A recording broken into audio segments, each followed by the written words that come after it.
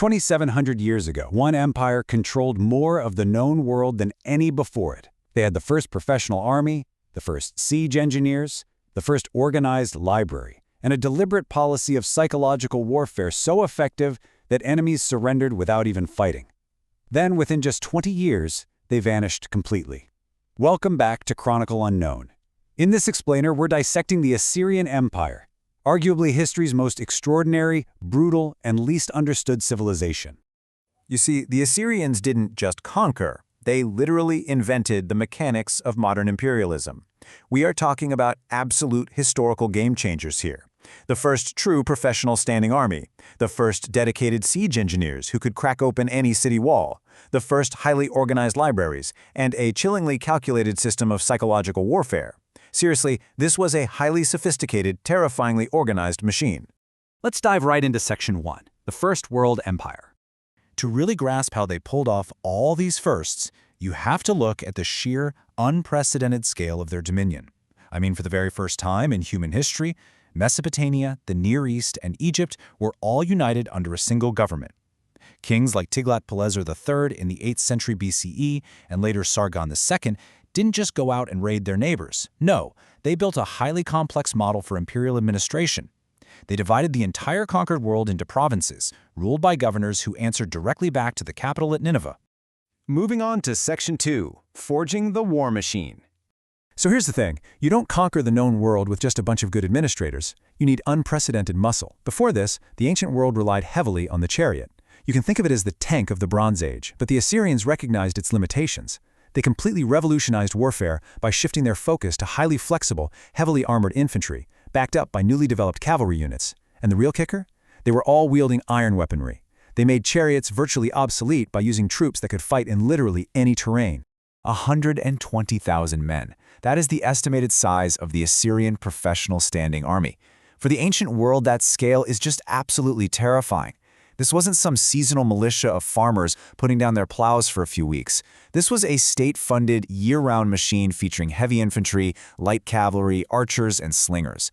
And by utilizing an incredibly advanced system of military highways, this massive force could march up to 30 miles a day. They'd show up at an enemy's gates before the defenders even knew a war had started.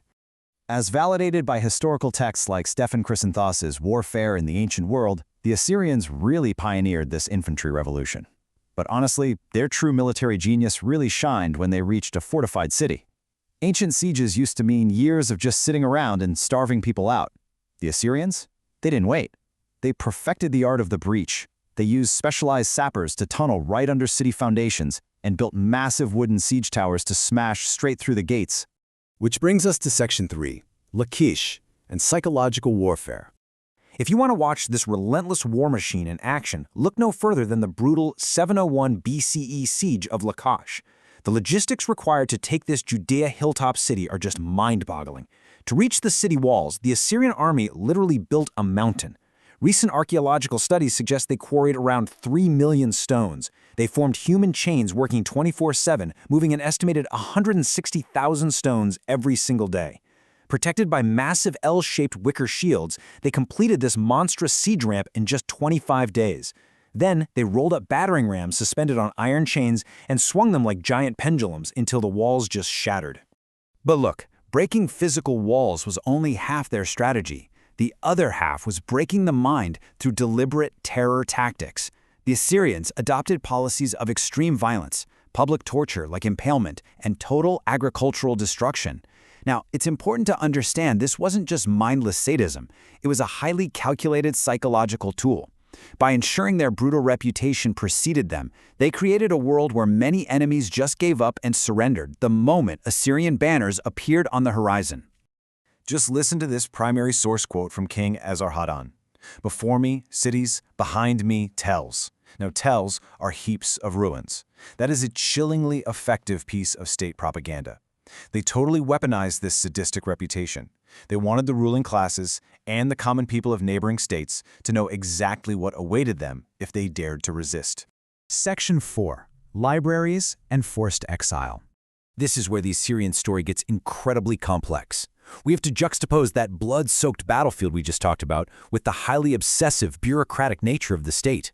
If a city rebelled, the punishment wasn't just death, It was the total erasure of their identity. King Tiglath-Pileser III institutionalized the terrifying policy of mass deportation. We are talking about entire populations, men, women, children, and their livestock, packed into carts and marched thousands of miles across the empire. It crushed rebellions, wiped out national identities, and provided forced agricultural labor to keep feeding that giant war machine. And this psychological control even reached into the spiritual realm. King Ashurbanipal famously boasted after destroying Elam, "Its gods and goddesses I counted as ghosts." Think about that. The Assyrians literally deported or destroyed the physical idols of foreign deities. By erasing a conquered nation's gods, they essentially broke the spiritual spine of the people, forcing them to submit to the Assyrian supreme god, Ashur. But here's the twist. They didn't just destroy culture, they hoarded it. The Assyrians held a near-total monopoly on knowledge. The royal court employed elite scholars, like the chief scribe Ishtar Shumu Erish, who meticulously cataloged medical prescriptions, omens, and ancient myths. They essentially vacuumed up the collective knowledge of the ancient Near East and placed it right into the famous Library of Ashurbanipal in Nineveh. You see, the scribal library and the military siege ramp were basically two sides of the exact same coin. Whether it was counting the precise number of enemy casualties, measuring the exact amount of grain seized from a vassal state, or archiving a Babylonian medical text, both the pen and the sword were pillars of this overarching obsessive need to master the known world. Let's look at Section 5, the Collapse Mystery. So, how does a civilization with such a suffocating grip on warfare, psychology, and human knowledge simply end? This is the jarring paradox of the Assyrian Empire.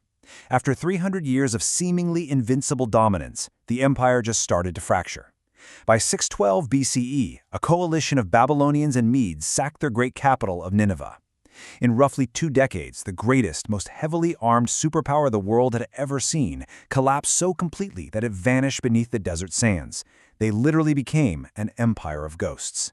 The mechanics of their rise were the exact mechanics of their fall.